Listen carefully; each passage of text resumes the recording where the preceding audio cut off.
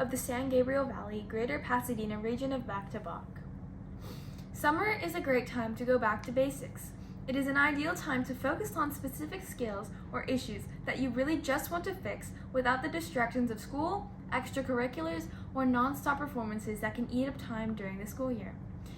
It is a great time to focus on just you. So here are my 5 practice tips. Practice tip 1 is to create and keep and have a practice log.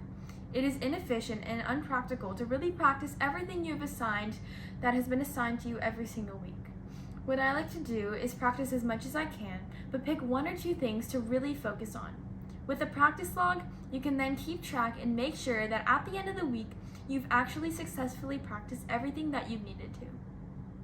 Practice tip number 2 is to set goals. The more specific, the better. For example, in any given week, set a goal such as I'm going to work really hard on the opening of a concerto that requires deep, rich vibrato. So then I'll incorporate vibrato practice into my daily routine and work on incorporating that deep vibrato into the opening phrase of the concerto. Another example of specific goal setting is to learn 2 pages of a piece with correct fingerings, bowings, phrasing, dynamics, and so forth. Having weekly, monthly, even daily goals will help you to stay on track. Practice tip number 3 is to record yourself when you practice. I like to do this so that I can refer back to it and listen to myself and take notes on what I want to change, and to be honest about what I hear. For example, sometimes I think I'm doing something like big contrast in dynamics, but when I play the recording, I can barely hear anything, so I know I have to exaggerate even more. Practice tip number 4. It is important to take breaks. For example, after etudes and scales and technique exercises, I like to take a short break before I begin working on specific repertoire. However, my tip for taking breaks is to keep them short. If I do practice for a while, I also like to make sure it is within a specific time frame. Some people like to split up their practice. However, for me personally, I try to do it in at least a specific time period, such as the morning or the afternoon. This way, I know I can have at least 1 segment of time that I can focus on something else other than practicing, like taking a hike or going to the beach. For me, doing it this way is keeping my breaks short prevents me from losing momentum. Practice tip number 5. My last tip for you is to get creative. When preparing a piece, try writing out a story or drawing a picture that you think is appropriate for that piece. This gives you a mental time frame or reference that you can draw on when playing that piece. The violinist Ray Chen does this and has recorded several videos to show the story he has created. It can be as serious or funny as you want it to be. And those are my 5 practice tips for you for this summer, but most importantly, have fun. Hi, I'm Trisha and I play the clarinet, and I'm here to share with you 5 practice tips that I have for over the summer. My first tip is to create a practice schedule. It's always good to narrow down our goals, so instead of saying that you're going to practice for 3 days a week, try to make it more specific by saying what day you're going to practice, when you're going to practice, and for how long you're going to practice. So an example of this would be saying that you're going to practice Monday, Wednesday, Friday for an hour in the morning at 8 o'clock. This way you have a more specific time that you're going to do it, and you actually do it when the time comes. My second tip is to split up your practice time. Sometimes practicing for an hour or an hour and a half each day straight is really difficult because towards the end of our practice time, we get less focused and it's harder to get through what we're doing. So a way to fix this is practicing for 30 minutes in the morning and 30 minutes in the evening, or whenever you want to during the day. Then when you're practicing for shorter periods of time, you're more focused and you actually get a lot more done. My next tip is to find something fun to practice. Pick a piece that you normally wouldn't get time to do during the school year, like music from a video game you really enjoy or a movie you really like. This can help you look forward to whenever you're going to practice.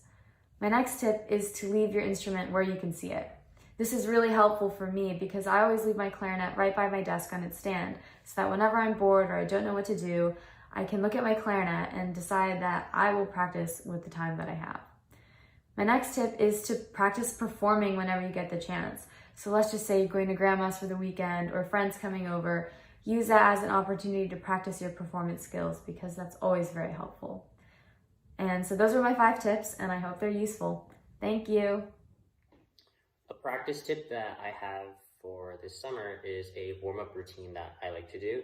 So it's really important that we establish good technique and good playing habits, and it's kind of hard to practice that when we're playing a solo piece or just something complicated. It's too many things to focus on at once. So as a way to warm up before I begin playing, I like to just play a bunch of open strings where I'm really being mindful of my bow technique, and my tone and the direction of my bow, the angle of my bow, and just really get my technique down and be able to warm up before I start playing. So to give an example, let's say maybe I want to start playing on my D string.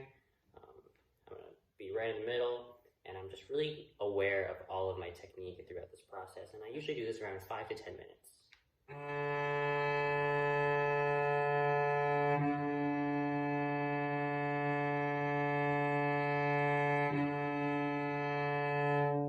So yeah, I'll just do that for a little bit. And afterwards, another tip that I have for you is to have some fun when you're playing, because sometimes it does get kind of drab if you just keep playing scales, your open string warm-ups or etudes. So it gets a little dreadful to play at times. So I do like to play some music on the side just for fun, like movie music. So for example, I'm actually playing Merry-Go-Round of Life by from Howl's Moving Castle. It's like a Studio Ghibli animation movie, and I really like the music there. So I recommend that you guys try those out. So during the summer, you're going to have a lot more time to practice. But with this, you also need to make sure that you do not get burnt out. So I think it's really important that you have breaks in your practice. So usually for me, I do 50 minutes of practice and then 10 minutes of break. And there's many other variations of this, but that's the one that fits me the best. And then adding on to this, it's really important that you keep your practicing focused. And I think there's many fun ways to do this. And what I do is I try to change elements in my environment. So I might open up the windows or close or open the curtains. And then I might flip on and off some lights.